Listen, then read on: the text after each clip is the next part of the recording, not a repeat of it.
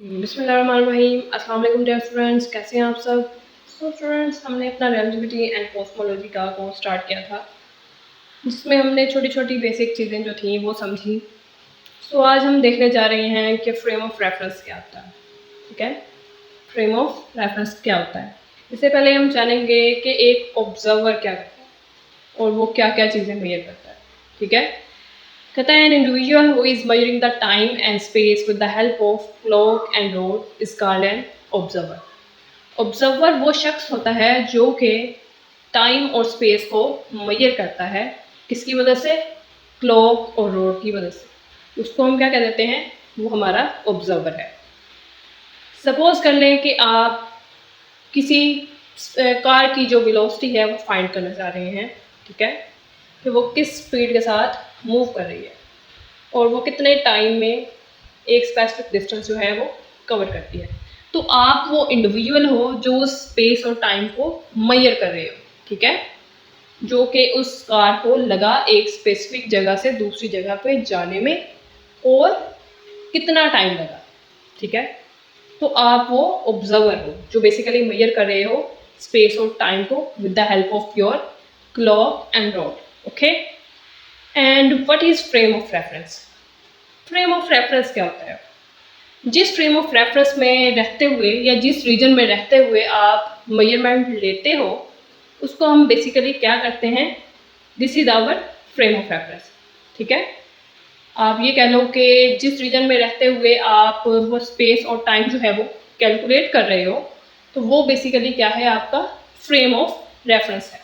और frame of reference बनता कैसे है? वो बेसिकली स्पेस और टाइम कोऑर्डिनेट से बनता है। ठीक है, स्पेस और टाइम कोऑर्डिनेट से बनता है। ठीक है, the space and time measuring devices and coordinate axis constitute a frame of reference. Basically जो एक स्पेस टाइम डायग्राम है वो बेसिकली हमारे पास क्या होती है? फ्रेम ऑफ रेफरेंस होता है हमारा, जिसमें हमने कहा था कि हम एक पॉइंट की जो मोशन है वो डिटेक्ट करते हैं। ठीक है, कि कोई पार्टिकल की जो मोशन है वो कैसे शो ऑफ करवाते हैं अपनी स्पेस टाइम डायग्राम के अंदर। Okay, all the measurements are made with respect to some frame of reference. जैसे कि हमने अपने प्रीवियस लेक्चर में बात की थी कि अगर हम किसी पॉइंट की या किसी गाड़ी की मूवमेंट को मेजर करना चाह रहे हैं एक स्पेसिफिक पॉइंट से दूसरे स्पेसिफिक पॉइंट में, तो हम क्या करते थे? बेसिकली हम उस स्पेस टाइम डायग्राम में वर्ड लाइन के थ्रू उसकी मेजरमेंट को जज करते थे कि how it will travel in a specific time interval and in a specific space. Okay, वो कहता है कि if Newtonian law of inertia hold on a frame of reference, such a frame is called an inertial frame of reference. अब कहता है जो Newton का first law of motion था, जिसको हम लॉ ऑफ इनर्शिया भी बोलते हैं, कहता है अगर तो वो उस फ्रेम ऑफ रेफरेंस में एप्लीकेबल होता है, देन हम उस फ्रेम ऑफ रेफरेंस को क्या नाम देते हैं? इनर्शियल फ्रेम ऑफ रेफरेंस का। ठीक है, बेसिकली हमारा न्यूटन फर्स्ट लॉ क्या था कि अगर कोई बॉडी जो है रेस्ट में है तो वो रेस्ट में ही रहना चाहती है, और अगर वो किसी यूनिफॉर्म वेलोसिटी के साथ मूव कर रही है तो वो उस यूनिफॉर्म वेलोसिटी के साथ मूव करना ही चाहती है, बशर्ते कि उसके ऊपर कोई एक्सटर्नल फोर्स जो है वो ना लग रही हो। ठीक है, कि a body continues A state of rest और motion until an external force is not acted upon it. Okay, इसको हम क्या कहते हैं? This is our law of inertia और न्यूटन लॉ ऑफ इनर्शिया और first law of inertia.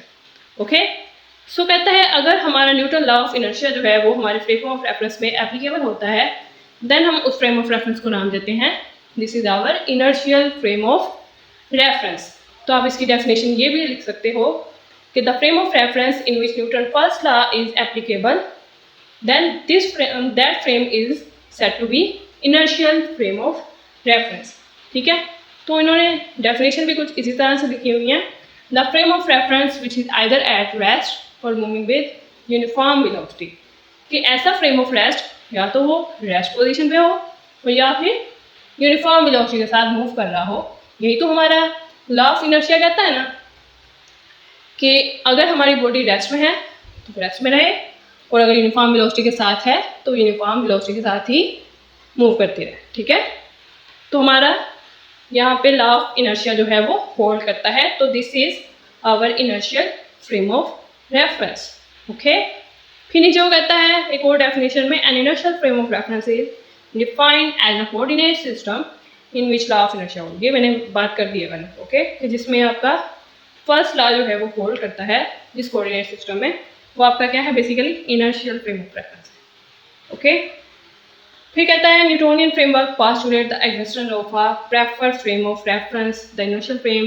Newtonian theory give the preferred frame that is inertial frame of reference. Okay, कहता है Newtonian theory जो है बेसिकली हमें एक इनर्शियल फ्रेम ऑफ रेफरेंस जो है वो प्रोवाइड करती है, जिसको आप non accelerated frame of reference का नाम भी देते हो। ओके, तो यहाँ पे अगेन न्यूटन फर्स्ट लॉ उन्होंने डिस्क्राइब किया हुआ है, उसकी डेफिनेशन लिखी हुई है। यहाँ पे कहता है an object continues a state of rest or of uniform motion unless it is acted upon by an external force। ये हमने इसकी डेफिनेशन की पहले बात कर ली। Okay, this is the law of inertia, इसको हम क्या कहते हैं, law of inertia, and is valid only in inertial और non accelerated frame.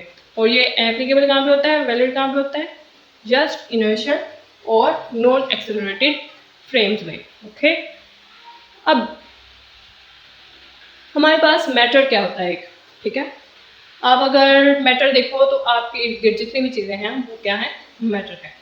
Matter basically हमारे पास 4 स्टेट में वैलिड है हमारे यूनिवर्स में। वो कौन कौन से, फर्स्ट पे आ जाती है हमारी गैसेस, सेकंड पे liquid, then solid and fourth पे प्लाज्मा। ओके, आप अपने चारों तरफ पे यही चीज़ें देख रहे होंगे, ठीक है। तो कहता है the stuff which provide the event of universe. अगर हम मैटर की डेफिनेशन जनरली करें तो हम कहते हैं anything which occupy space is said to be matter. Okay, but here we can also define matter as the stuff which provide the event of universe, कि ऐसा स्टफ जो कि हमें हमारे यूनिवर्स के इवेंट्स के बारे में बताए, ठीक है, वो क्या है, बेसिकली मैटर है। ठीक है, अब आपको पता है कि एक बॉडी जो है वो कैसे बनती है, मैटर के लम्प्स को कंबाइन करके। ठीक है, जब हम एक मैटर के लम्प्स को कंबाइन करेंगे तो आप में जुड़ के वो क्या बना देगी, एक बॉडी जो है वो, ऑब्जेक्ट जो है वो हमारे पास वजूद में आता है, जिसको हम बॉडी कहते हैं। कहता है वो idealize lumps of matter into a object is called bodies. Okay, और अगर आप किसी पॉइंट या पार्टिकल को डिफाइन करना चाहते हो तो आप कैसे कहोगे कि if the object has no physical extent, कि जिसके कोई फिजिकली तौर पे अपीयरेंस ना हो, ठीक है, तो उसको आप क्या कहते हो, दैट इज योर पॉइंट और पार्टिकल। आप इलेक्ट्रॉन को देख सकते हो, नहीं देख सकते, आप किसी पॉइंट को देख सकते हो, नहीं देख सकते।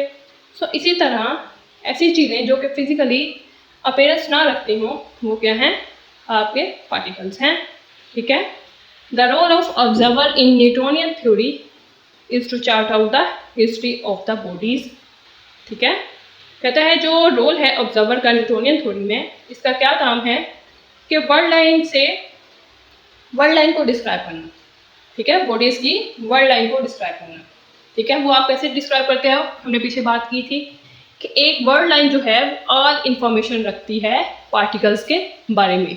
ठीक है, कि वो कैसे मूव हुआ, कैसे उसने अपनी मूवमेंट को परफॉर्म किया in its space time diagram. Okay, तो ये थी हमारी Newtonian theory about our matters and observer. Okay, फिर कहता है in Newtonian framework time is an absolute concept. ये आपको एमसीक्यूज में भी पूछा जाता है कि न्यूटोनियन फ्रेमवर्क में आपका टाइम जो है वो एब्सोल्यूट है या फिर रिलेटिव है। तो आप क्या कहोगे कि time is absolute in according to the concept of Newtonian framework. Okay, अब ये कैसे एब्सोल्यूट है, कहता है अगर हम दो क्लॉक का जो है वो दो ऑब्जर्वर हैं जो दो क्लॉक को ऑब्जर्व कर रहे हैं एट द सेम टाइम। ठीक है, वो कहता है वो सेम जो उनका टाइम होगा वो भी क्या करेगा, सेम ही बताएगा। ठीक है, यानी कि इसमें रिलेटिव चांसेस नहीं है, आगे पीछे होने के चांसेस नहीं है, कि जितना टाइम पे वो क्लॉक मूव किया था उतने ही टाइम पे वो दोबारा आएगा।